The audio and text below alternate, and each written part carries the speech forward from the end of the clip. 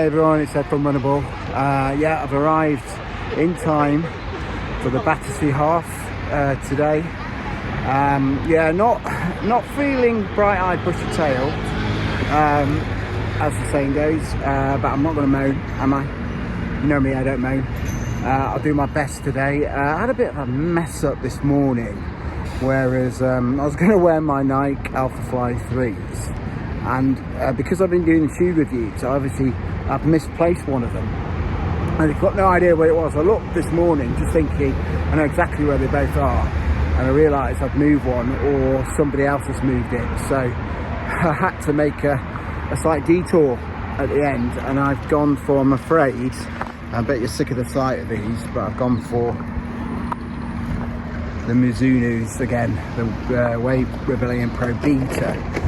So I wanted to test them a longer distance anyway, so it's a half.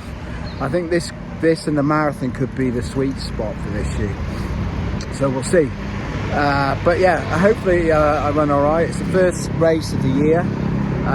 First half marathon I've done for quite some time actually. Since, way back. Must have been August last year sometime, maybe September. And also I've not been running that much distance really. I've been running quite frequently, but not long distance. So let's see how it goes. I'll try and set a good marker today for the rest of my marathon training block. That's the idea. I'm not expecting PBs. Obviously if I got one it'd be nice, and it would show that these shoes are pretty good at that distance. But today it's all about setting a marker and then improving from there. So we'll see. And and I'll put some, I'm not going to race footage, it's too cold, I can barely hold this camera actually, and I don't like running with gloves. If you Google actually palm cooling, you'll see why. There's a reason why actually keeping your hands fairly cool when you run is a good idea. Particularly in hot weather. Actually, in this colder weather it's less important, but still, having them warm in gloves is not always a good idea. But palm cooling, you'll get the point. Certainly if you run a hot marathon, it's good to keep your palms nice and cool. There's lots of receptors on your palms, and if you keep them cool, it'll help with energy levels. But anyway, that's enough of the science and the logic. Let's go more with feel now, more with emotion. Let's kind of take this half marathon on, and I'll feed back to you how it goes. Right, I'll see you later. Bye bye.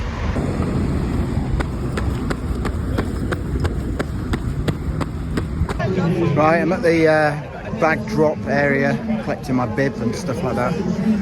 It's actually in the stadium, which is quite nice, but I don't think it starts here, somewhere else, so I better get on with it and get everything, and I'll see you later. Bye bye. Nice atmosphere by the looks of things.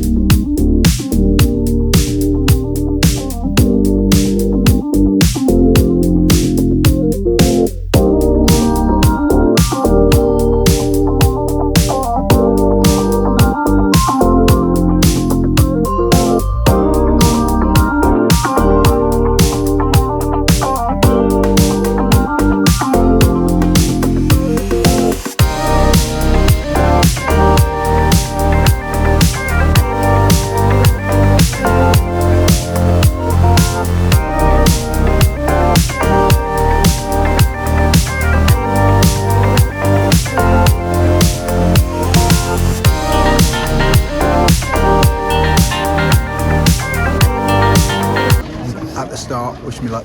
Hi. Well, that's all of our runners. John, Josh, Ross, Oliver Clark all over that finishing line as well.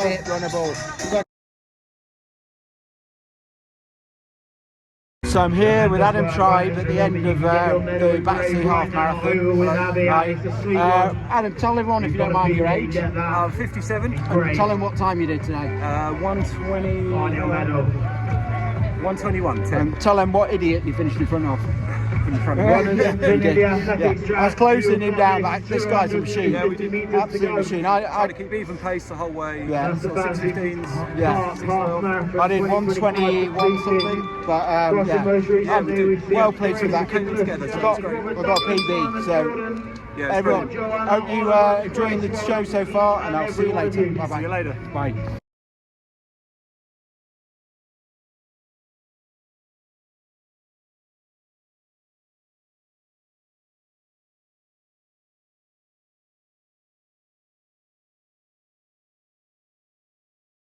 Hi everyone, it's Ed from Runnable, and this is my race review, my half marathon race review of the Wave Rebellion Pro Beta. Now this is a shoe that I've raced in the 5k, 10k and now half marathon distance.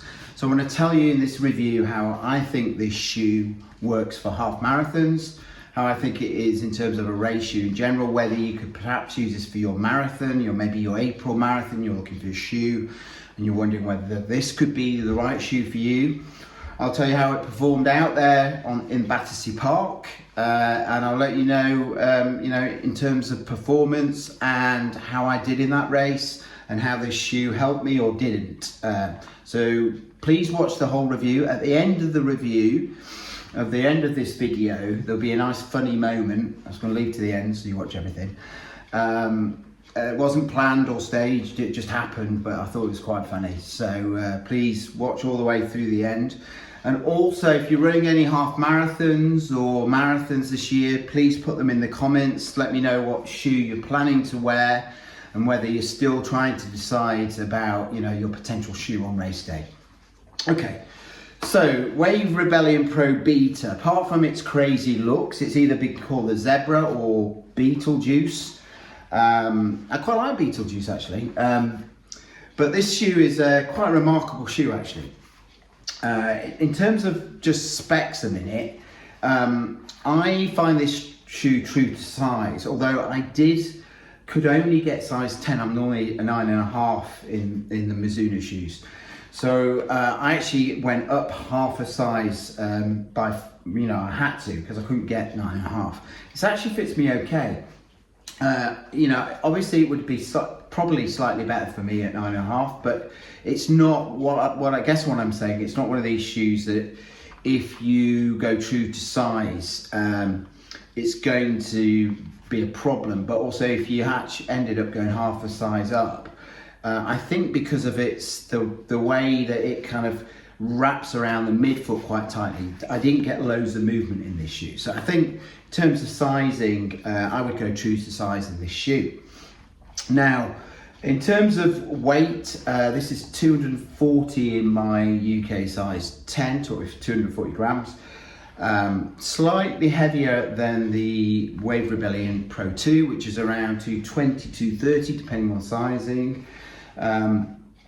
You can kind of, I wouldn't say you can feel that how heavy it is, but if you run up hills in this shoe like I have, it's nothing like, say, the Sky Paris or the Edge Paris that feel a lot lighter, and they are lighter.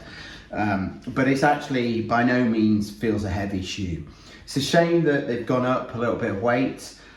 I'm guessing it's because it's got even more foam, and it's got this full grip here, outsole cover, which is completely across the outsole, which actually I think you need because of the stability issues with this shoe, which we'll go into talk about. In terms of stack height, it's very difficult to measure this. I mean, from the heel where they measure it, it's 38, so it's legal shoe. But if you actually look at it at its highest point, which is here, it's well over 55. Now you've got a little sidewall here, so it's not quite as big as it looks there. But saying that, it's still well over 55. So it's a massive stack height in terms of its highest point.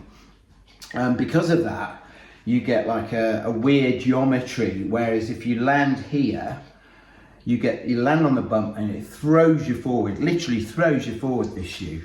I generally, when I'm going at faster paces, I'm landing up here, so I miss that sweet spot. So I miss this high stack area. But actually during the half marathon, I did engage that area a little bit at some points when I started to tire, and I'll tell you a little bit more when we go and talk about the race itself, tell you a little bit more how that felt. But needless to say, it's got a huge stack out height, and this midsole is very soft and bouncy, very, very responsive. You've got a wing plate here, you can just about see that, full length plate. It sticks out, covers the wings, you know, so you've got that, it kind of gives you that slight stability where it keeps your foot a little bit locked in. You definitely need that in this shoe. We'll talk about stability on, because it's a bigger conversation when it comes to running in this shoe. And then you've got the outsole, which is amazing actually. It's possibly, along with the bouncy midsole, it's the best part of this shoe. Very grippy, very tacky. You can feel it, look. You can hear that tackiness. It's the most tacky outsole that I've got. It's grip-wise, it's probably as good, if not better, than Puma grip. There's some, as you can imagine yesterday, there's some frosty parts to that race. You know, some of the tarmac was completely covered in ice, and this gripped really well. You know, they've done a good job run through actually of making sure that the really icy bits were cordoned off, but there were some areas still that you could see the frost on the ground, and I didn't feel any slippage whatsoever in this shoe. In that respect, actually, the shoe performed really well. I didn't feel like I was sliding at all in this shoe, and that's something to be said in those conditions. So all in all, good upper, really bouncy midsole, not the most stable, but it does have the wing plates to keep things together a little bit, and it does have this amazingly tacky outsole here, which performs really well, and the weight isn't too bad at 240. So that's kind of summary and the specs of the shoe. This is a new foam, by the way. It's the Mizuno Energy XP, and it's a foam I'm hoping they're going to start using in their other products because it's so bouncy. Such a good foam, and it's one I'm excited to see where Mizuno goes with. In the same way I was excited with Hoka and this yellow X1 Piba foam, I am the same with this actually. So let's talk about the race. So how the shoe performs. Spoiler alert, I got a PB and I got 1 hour 21, so I was delighted because that's my first race of the season. I'd done all that drinking and eating like we all probably did over Christmas. I wasn't expecting a PB, although Battersea Park is a fast course, lots of fast runners. I came 34th, which is quite a low position for me, but there were some incredibly fast runners. I think the winner did it in 1 hour 7, and he managed to lap me at some point. There are 8 laps of Battersea Park that you do, 8.75 actually, which is a bit of a mental thing to take on actually. When you're going around the same circuit 8.75 times, it's quite tricky. So mentally, you've got to be with it to do that race. But if you can get over that, it's quite a quick race. You've got wide pavements. I did find getting past people tricky because you lap a lot of people and people congregate and they don't stick to the left. It can cause you some issues. You have to go very wide. You know, I obviously ran far longer than the race distance in the end because I was going around the widest part of the circuit a lot. But I'm not going to moan, am I? I don't moan. But in terms of performance, this shoe performed really well actually. It kept me bounding along, it kept me cruising, and it gave me that lovely bounce every stride. I was able to lengthen my stride a little bit. It kind of encourages you to lengthen your stride, this shoe. So if you're like me, who's somewhere in between strider and a cadence runner, you know, I haven't got the longest stride, but I have got a stride rather than a shuffle. I'm not a shuffler, I'm somewhere in between. So encourage me to lengthen that stride a little bit and really kind of cruise along in a bouncy kind of propulsive way. And I was just bounding along is the right way to say. And there was lots of quick runners out there, and I was holding my own as an older guy against some of the younger, teenagers out there. And this shoe helped. It gave me that really nice energy return. I think I found the sweet spot for this shoe. So I don't think it's 5 or 10K. I think it's half marathon or marathon. The reason being, I don't think it's as quick as lightning quick as some of those other shoes, like the Endorphin Elite 2 or the Sky Paris, Edge Paris, those kind of shoes. I don't think it's quite up at that level in terms of speed. Where I do though think it comes into its own is where you've got a longer distance where you're going to have to cruise a little bit. You can't go full speed, you can't go flat out, and then this shoe comes alive in a similar sort of way actually to the CLA. And of all the shoes on the market at the moment, this year anyway, to buy, reminds me most of this shoe in terms of a shoe. I find this shoe really good at those longer distances. So I've got my marathon PB in this shoe. I had my second quickest half marathon in this shoe. So this shoe now has taken over, and it's taken over from a shoe that I absolutely love, and it is the Primex Strung, which was my original half marathon PB at 1:22 that I set 2 years ago in this shoe. And there are some, very interesting similarities between these shoes. This was also a really good shoe to bound along. It gave you a lot of energy return, just like the Wave Rebellion Pro Beta. This was also, I found, better at that half marathon distance than it was 5, 10K, although I do have my 5K PB still in this shoe. This is a remarkable shoe. If you can still get the Primex Strung original, get it, because it's such a fun and amazing shoe. Still one of my favourite shoes of all time. But this has similarities, and it is equally as bouncy, if not more so. The thing is, they're both very unstable shoes, and they're both tricky shoes to run long distance in because of that. So you really need good ankle strength, good foot mobility. You need strong toes to make sure, and feet to make sure you hold your balance well. You need good balance. And need all those things to run in either this shoe or this shoe. And if you've got that, then these are absolute weapons out there on the running tracks or running courses. They're absolute weapons because you can fly in these shoes if you've got the strength to run in them.